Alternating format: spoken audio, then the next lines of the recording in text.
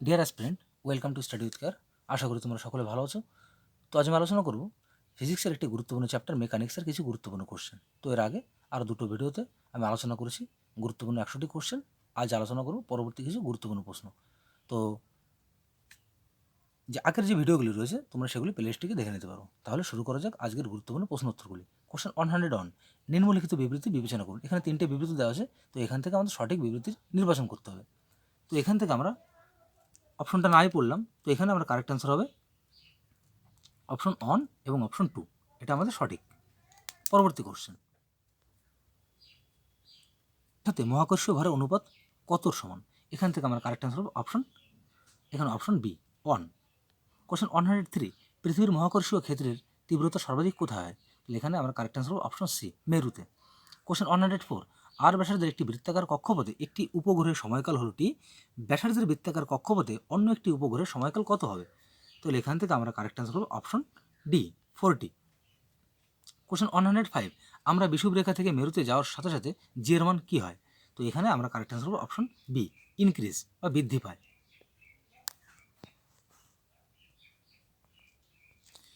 Question 106, এটা আমার সূত্রটা লেখা ভুল হয়েছে, তো যাই হোক কমেন্ট বক্সে এটা আমি জানিয়ে দেবো তোমাদের।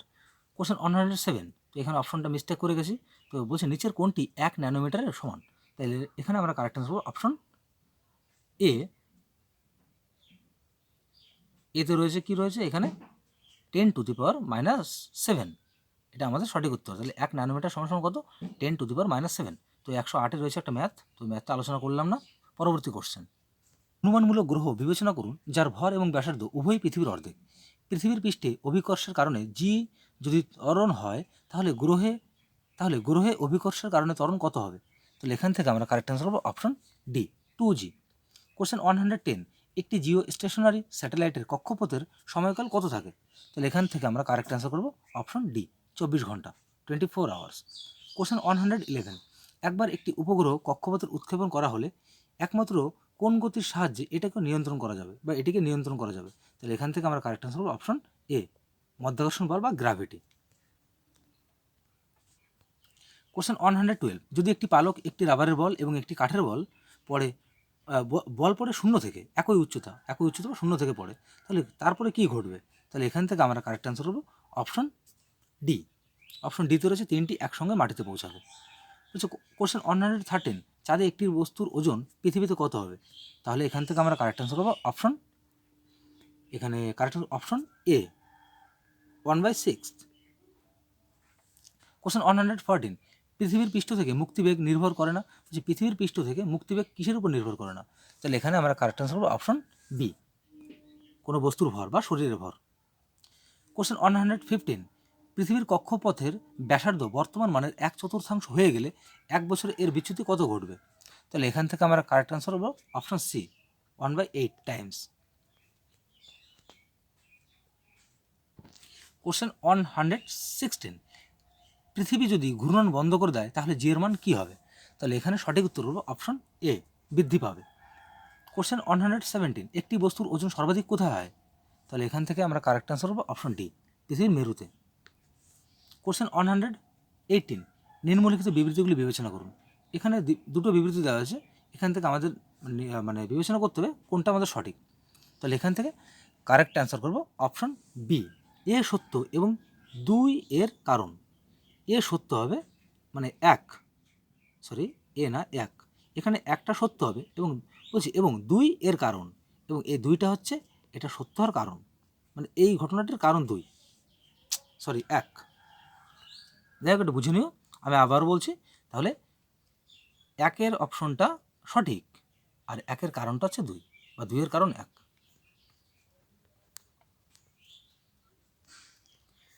কোশ্চেন 119, এটা আমার টাইপ করতে মিস্টেক হয়ে গেছে, তো এটা আমি তোমাদের কমেন্টে জানিয়ে দেবো। কোশ্চেন 120, বলছে ইন্ডাকট্যান্সের এসআই এককের প্রতীক হলো এইচ, এর অর্থ কী? তো এখান থেকে আমরা সঠিক উত্তর করব অপশন সি হেনরি। তাহলে ইন্ডাকট্যান্সের এসআই একক এর প্রতীক হচ্ছে এইচ, তাহলে এইচ সমান কি হেনরি হবে। কোশ্চেন বলছে 121, এটা একটা ম্যাথ, তো যাই হোক ম্যাথটা আমি এই ভিডিওর মাধ্যমে আলোচনা করব না। পরবর্তী কোশ্চেন,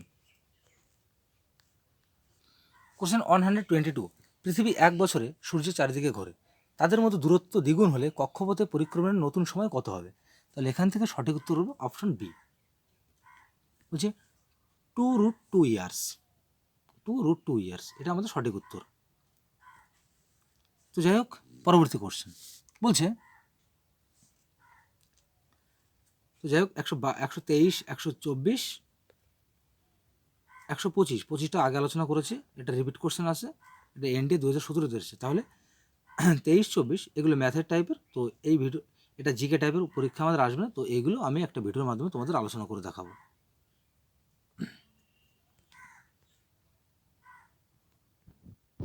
কোশ্চেন 127, সাবানের বুদবুদ ড্যাশের কারণে গোলাকার আকার ধারণ করে, কিসের কারণে সাবানের বুদবুদটা গোলাকার আকার ধারণ করে?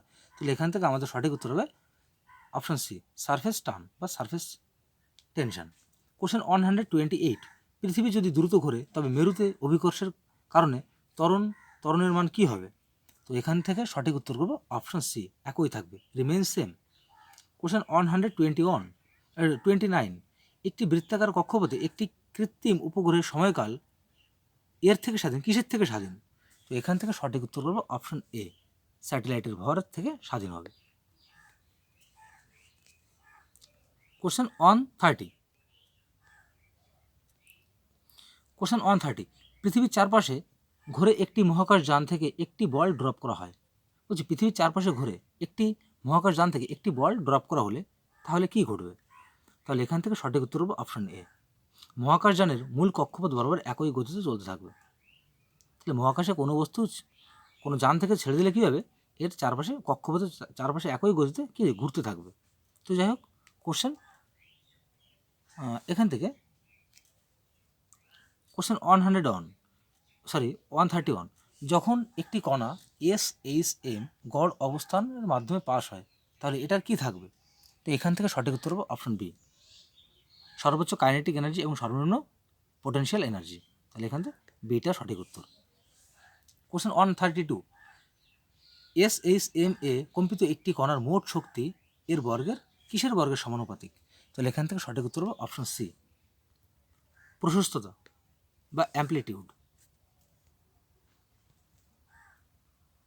পেন্ডুলাম একটি লিফটে দোলাচ্ছে, যদি লিফটটি অভিন্ন ত্বরণের সাথে উপরের দিকে চলতে শুরু করে তাহলে কি ঘটবে? তাহলে সময়কাল কত হবে? তাহলে এখান থেকে আমরা সঠিক উত্তর করবো অপশন বি, শর্টার বা ছোট হয়ে যাবে, এখানে খাটো বা ছোট হয়ে যাবে। কোশ্চেন 134, পৃথিবীর চারপাশে প্রদক্ষিণ করা একটি উপগ্রহ সম্পর্কে নিম্নলিখিত বিবৃতিগুলির মধ্যে কোনটি সঠিক?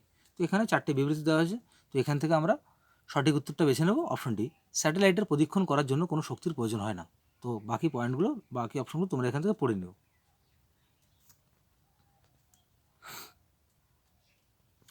কোশ্চেন 135, একটি কণা SHM নির্বাহ করছে, তারপর স্থানচ্যুতির একটি ফাংশন হিসেবে ত্বরণের গ্রাফ কোনটি? তো এখান থেকে সঠিক উত্তর হবে অপশন এ, সরল রেখা, স্ট্রেট লাইন। কোশ্চেন 136, যদি পৃথিবীর একটি ব্যাস বরাবর একটি গর্ত বোর্ড হয়, বলছে ব্যাস বরাবর একটি গর্ত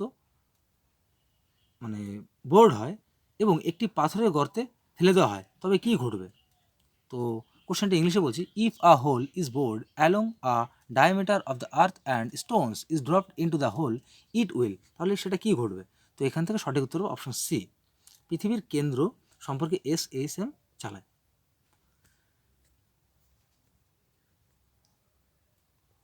পাতলা তার ব্যবহার করে তৈরি একটি সাধারণ পেন্ডুলামের সময়কাল হলো টি। ধরুন যে ঘরে এই সাধারণ পেন্ডুলামটি রাখা হয়েছে তার তাপমাত্রা 30°C বাড়লে এর প্রভাব কি হবে পেন্ডুলামের সময়কালের উপরে?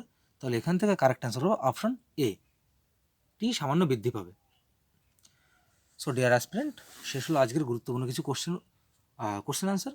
তো আগামীকাল ঠিক দেখা হবে একটি নতুন ভিডিওর সঙ্গে, এবং ভিডিওটি ভালো লেগে থাকলে অবশ্যই লাইক, কমেন্ট এবং শেয়ার করো, এবং চ্যানেলটিকে সাবস্ক্রাইব করে পাশে থেকে বেল আইকনটিকে অন করতে ভুলো না।